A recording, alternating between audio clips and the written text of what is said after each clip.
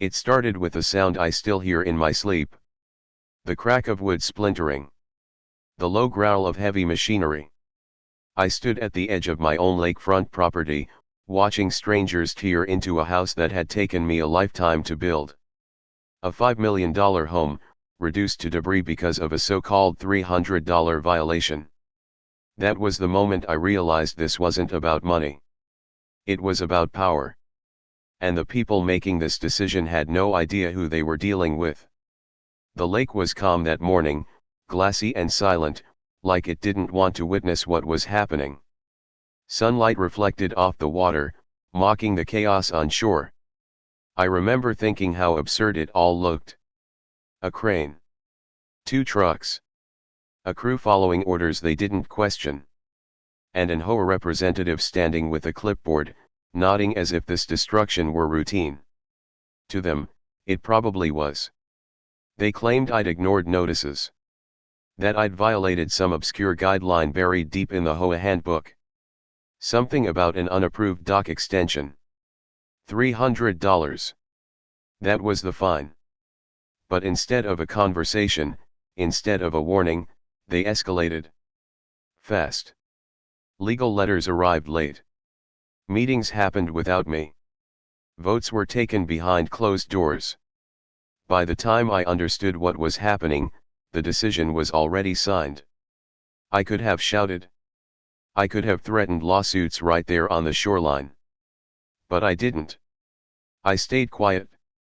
Silence, I've learned, makes people underestimate you. The HOA president barely looked at me as the first wall came down. In his eyes, I was just another homeowner who had pushed back once too often. He thought the system was on his side. And technically, for that moment, it was.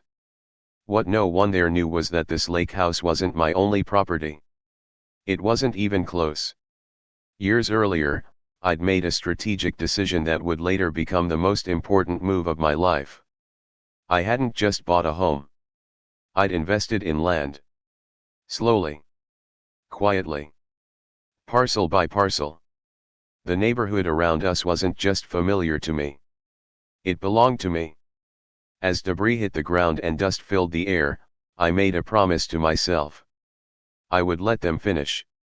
I would let them feel confident. And then, when the time was right, I would respond not with anger, but with consequences they could never undo. The demolition ended before noon.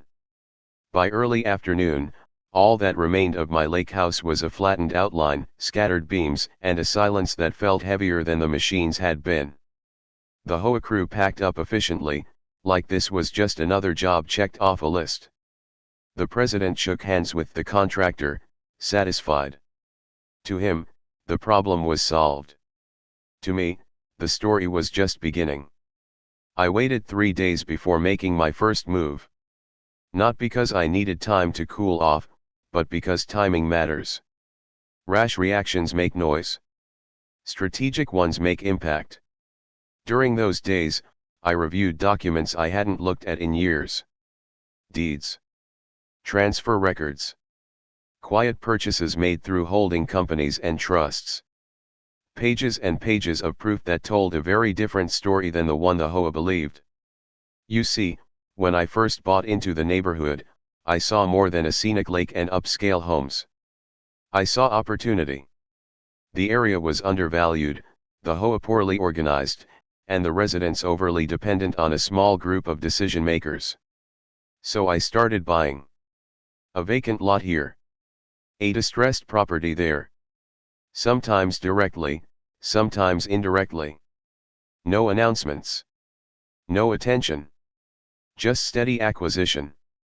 By the time my lake house was built, I already owned several surrounding properties.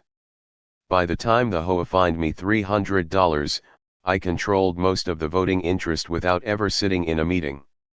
And by the time they tore my house down, I owned the land beneath nearly every home they claimed to govern. On the 4th day, I sent a single certified letter. It wasn't emotional. It wasn't threatening. It simply requested an updated roster of homeowners, voting shares, and governing authority, to be delivered to my legal office within 48 hours. The tone was polite, professional, unassuming. But it carried weight. That letter caused more panic than any lawsuit could have. Phones started ringing. Emails flew back and forth. The HOA president suddenly wanted to talk. The same man who had ignored me at the lake now left 3 voicemails in one afternoon. His confidence cracked, replaced by confusion. At the emergency board meeting held that evening, something unusual happened. For the first time, the room went quiet when my name appeared on the agenda. One by one, board members realized the truth. The authority they thought they had was built on assumptions. And those assumptions were about to collapse. The emergency meeting was scheduled for a Tuesday night, announced with less than 24 hours notice. That alone told me everything. HOAs love procedure when it protects them and shortcuts when it doesn't. They hoped urgency would keep most homeowners away. They hoped confusion would buy them time. What they didn't realize was that time now worked for me. I arrived early, not to make a statement, but to observe. The room smelled like stale coffee and panic. Board members whispered in tight circles. Papers were shuffled, then reshuffled. The HOA president avoided eye contact, pretending to review notes he already knew by heart. When I took a seat near the back, no one acknowledged me. Silence can be powerful when people don't know which way it will cut. The meeting opened with routine language, but the tension was unmistakable. After 15 minutes of procedural filler, the president cleared his throat and announced that certain agenda items would be postponed pending legal clarification. That was my cue. I stood, calmly, and introduced myself for the record. A few heads turned. A few faces stiffened. The room shifted. I didn't accuse anyone. I didn't raise my voice. I simply asked a question. Who currently held the majority of voting shares within the association? The president hesitated, then gave a vague answer about distributed ownership. I followed up by submitting documentation to the secretary, requesting it be entered into the minutes. Deeds. Titles. Verified records. Each one stamped, dated, and undeniable. As the papers circulated, the whispers stopped. One board member began flipping pages faster than necessary, as if speed might change the outcome. Another leaned back, arms crossed, staring at the ceiling. They were doing the math in real time. And they didn't like the answer. According to the HOA's own bylaws, voting power was tied to property ownership. Not residency. Not popularity. Ownership. And ownership, it turned out, looked very different than they'd assumed. The lake house they destroyed was dramatic, but it was never the foundation. The foundation was land. Quietly accumulated. Properly recorded. Legally unassailable. When the president finally spoke again, his voice was lower. Controlled. He suggested a recess. I declined. Recesses delay reality. I asked for a formal acknowledgement of voting interest. The secretary nodded, pale, and read the numbers aloud. The room froze. In that moment, the HOA stopped being something that happened to me. It became something I controlled. And everyone there understood that nothing in this neighborhood would ever be decided the same way again. The silence after the vote count was uncomfortable, the kind that makes people aware of their own breathing. The HOA president tried to regain control by leaning on procedure, flipping through the bylaws like a shield. Suddenly, every rule mattered.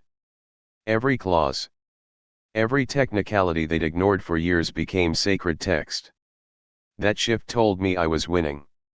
He announced that any change in authority would require review, legal verification, and time. I agreed with him completely. Calm agreement unsettles people expecting resistance. I reminded the board that the bylaws already outlined the process, and that process had just been satisfied. Ownership percentages weren't opinions. They were math. And math doesn't negotiate. One board member asked whether this meant prior decisions could be challenged. It was a careful question, framed as curiosity. I answered carefully too. I said that legality depends on authority, and authority depends on compliance. If compliance was missing, then yes, decisions could be reviewed. I didn't mention the lake house. I didn't have to. Everyone was already thinking about it. That's when the HOA's attorney finally spoke. He had arrived late and sat quietly until then, observing. He asked for copies of my documents. I handed them over without comment. Watching a lawyer read silently is like watching a weather change. Subtle, but unmistakable. His posture stiffened. His pen stopped moving. He asked for a brief pause. The president nodded too quickly. They stepped into the hallway, leaving the rest of us seated in a room filled with unspoken calculations. Homeowners glanced at me differently now. Not with anger, but with curiosity. Some with relief. Others with concern about what this would mean for them. When the board returned, the tone had shifted completely. The attorney explained that based on the documentation provided, voting control did indeed rest with me. Effective immediately. The words landed heavily. A few people exhaled. Someone laughed nervously. The president didn't react at all. I thanked them and made my first official motion as the majority holder. A temporary freeze on all enforcement actions pending a full review of past decisions. It passed unanimously. No one argued. No one wanted to be on record opposing reality. That night, I walked out without celebration. Power isn't loud when it's real. The lake house was still gone. The land was still scarred. But the system that allowed it had just been forced to face itself. And next, it would have to answer. Freezing enforcement was only the beginning. Systems that rely on unchecked power tend to hide their worst habits in paperwork, so paperwork was where I went next. Within 48 hours, I commissioned a full audit of the HOA's actions over the past 5 years. Not a friendly review. A formal, line-by-line examination conducted by an outside firm with no ties to anyone in the room. The announcement alone rattled people. Emails poured in from board members asking what the audit would focus on. I replied with the same sentence every time: compliance. Nothing scares authority like accountability framed as routine. The auditors started with meeting minutes. Or rather, the lack of them. Votes that were referenced but never recorded. Decisions enforced without quorum. Emergency powers invoked when no emergency existed. Patterns emerged quickly. The HOA hadn't been governing. It had been improvising, hoping no one would ever check. Next came finances. Fines collected without notice. Legal fees paid to firms with personal connections to board members. Maintenance expenses approved without bids. Small amounts individually, but massive when viewed together. The $300 they cited against me was laughable compared to what they'd quietly misused. Homeowners began to talk. Quietly at first. Then openly. Once people realize rules aren't applied equally, loyalty evaporates. I received messages asking whether past fines could be reviewed, whether liens were legitimate, whether enforcement actions were even valid. I told them the same thing. Everything would be examined. Fairly. Documented. Properly. The HOA president resigned before the audit finished.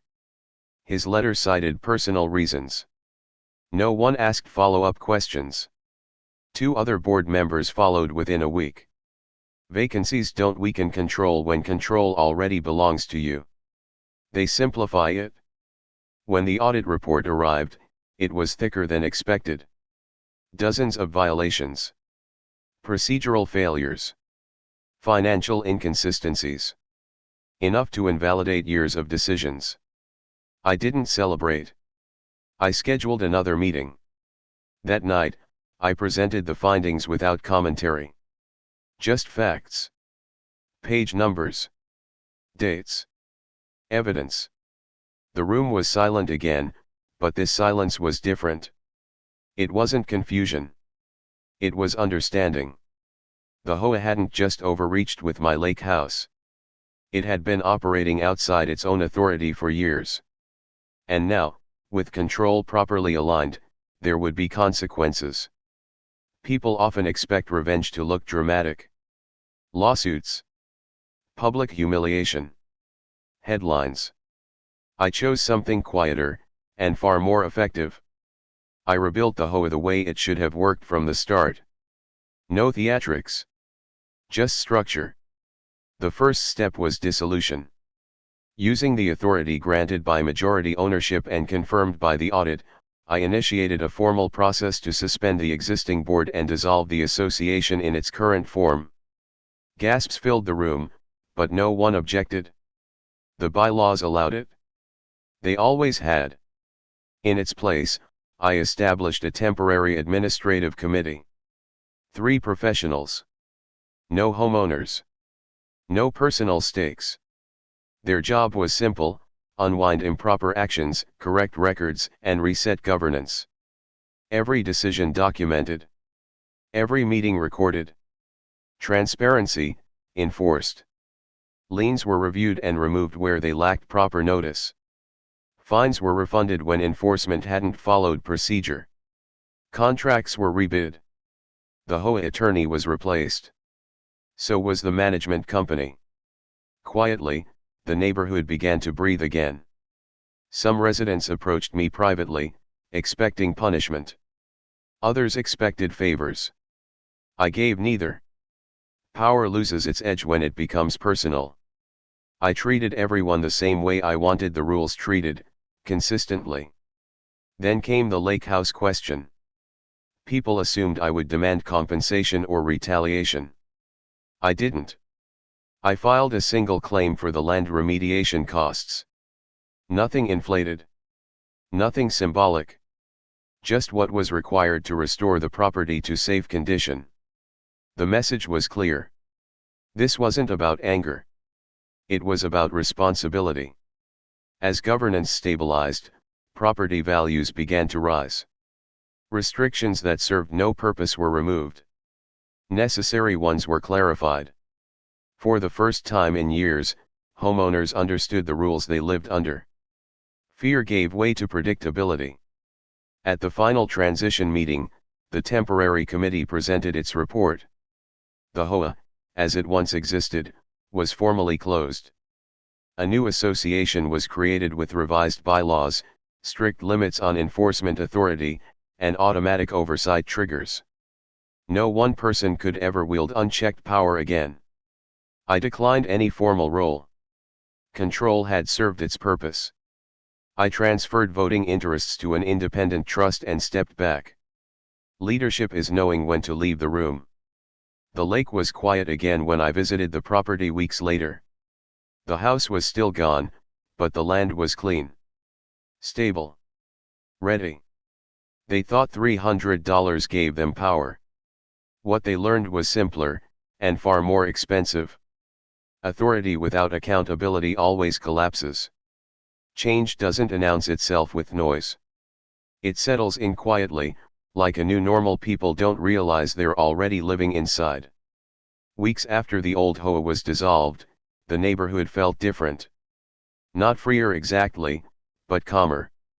The tension that had once hovered over every mailbox and meeting agenda was gone. People stopped whispering. They stopped checking over their shoulders before speaking. Conversations became ordinary again. About gardens. About repairs. About the lake. That shift mattered more to me than any apology ever could. I received letters from homeowners I'd never met. Some thanked me. Others simply explained how fines or threats had kept them silent for years. One couple wrote about almost selling their home after repeated violations over paint colors. Another described a lien placed while they were out of the country. These weren't dramatic stories on their own, but together they painted a clear picture. Power, when unchecked, doesn't need villains. It just needs permission. The new association began holding open forums instead of closed meetings. Agendas were published early. Minutes were posted publicly. For the first time, residents could see decisions forming instead of discovering them afterward. Participation increased, not because people were suddenly passionate about governance, but because trust had been restored. I stayed invisible by design. Influence works best when it isn't obvious. The trust that now held my interests voted predictably, favoring stability over control. No sudden changes. No punishment disguised as policy. Just slow, deliberate corrections. Eventually, the topic of rebuilding my lake house came up. Some assumed it would return bigger, grander, more defiant. I surprised them again. I announced plans for something simpler. A home that fit the land instead of dominating it. The lake didn't need spectacle. It needed respect. Construction permits were approved without drama. Inspections were straightforward. For once, the system worked the way it always claimed it did. That irony wasn't lost on anyone. On the day the foundation was poured, a neighbor stopped by. Someone who had once avoided eye contact when the HOA president was around. He didn't thank me. He didn't apologize. He just said, "It feels normal again." That was enough. The neighborhood learned something important through all of this. Rules aren't protection unless they apply equally. Authority isn't leadership unless it answers to something larger than itself. And silence, when paired with preparation, is never weakness. I never rebuilt the $5 million house they destroyed. I built something better. A system that couldn't destroy lives quietly anymore. Months passed, and the story faded from daily conversation, but its effects stayed embedded in the neighborhood's routines. That was the real outcome. Not headlines. Not gossip. Structural change always outlasts outrage. The lake reflected new seasons, and with each one, the memory of the old HOA felt more distant, almost unreal. Occasionally, someone new would move in and ask about the empty lot by the water, the one with unusually detailed records and unusually calm neighbors. The answers were always brief. Something about a bad board. Something about lessons learned. No one felt the need to dramatize it anymore. I spent that time doing very little. Which, in itself, was the point. When systems are built correctly, they don't require constant intervention. They function. They correct themselves. They resist misuse. I monitored reports from the trust, attended no meetings, made no speeches. Silence, once again, did the work. The former HOA president attempted to resurface once. He sent a letter proposing mediation, framed as closure. I declined. Closure is for emotions. Accountability is for actions. He never wrote again. What struck me most was how quickly people recalibrated their sense of power. Homeowners who once felt small began to ask questions. Not aggressively. Just confidently. They read bylaws. They attended forums. They understood that authority wasn't something handed down. It was something structured. That understanding spread beyond the neighborhood. Nearby associations reached out, quietly at first, asking how audits worked, how voting interests were calculated, how enforcement could be restrained without chaos. I shared the process, not the drama. Because process is repeatable. Drama isn't. Standing by the lake one evening, I realized the house itself had never been the point. It was valuable, yes. But it was replaceable. What wasn't replaceable was the precedent. The idea that a small group could act without consequence simply because no one had challenged them yet. They had mistaken my quiet for compliance. My patience for weakness. My absence from meetings for disinterest. In reality, every moment of silence had been preparation. Every overlooked detail had been noted. Every assumption had been allowed to harden, just long enough to break cleanly. The cost of that $300 decision wasn't financial. It was structural. They lost control not because I fought loudly, but because they underestimated how much power lives in preparation. The lake stayed calm as the sun dipped below the waterline. Some things, once settled properly, don't need revisiting. The final lesson didn't arrive with paperwork or meetings. It arrived quietly, the way real understanding usually does. One morning, I walked the shoreline and realized no one watched anymore. No glances. No caution. The neighborhood had stopped reacting to authority because it finally trusted the structure behind it. That trust was the true rebuild. Not the home. Not the land. The system. People often confuse power with visibility. Loud voices. Public wins. I had learned the opposite. Power lasts when it becomes boring. Predictable. Accountable. The new association completed its first full year without a single emergency action. No surprise fines.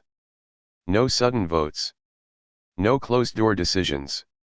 Disputes were resolved early, documented clearly, and closed permanently. When mistakes happened, they were corrected instead of defended. That alone changed everything. I received one final report from the trust confirming stable governance and rising values across the neighborhood. The numbers were good, but they mattered less than the pattern. No spikes. No volatility. Just steady confidence. The kind investors notice and families feel. I decided then not to rebuild the lake house at all. Instead, I placed the land under a conservation easement with limited development rights.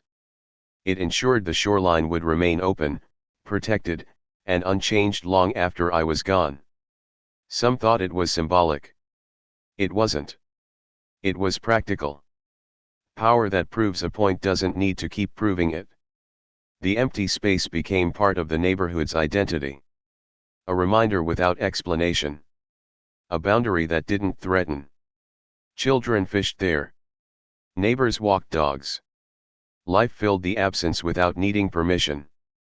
Occasionally, someone would ask why I never fought publicly, why there were no lawsuits, no dramatic endings. I always gave the same answer.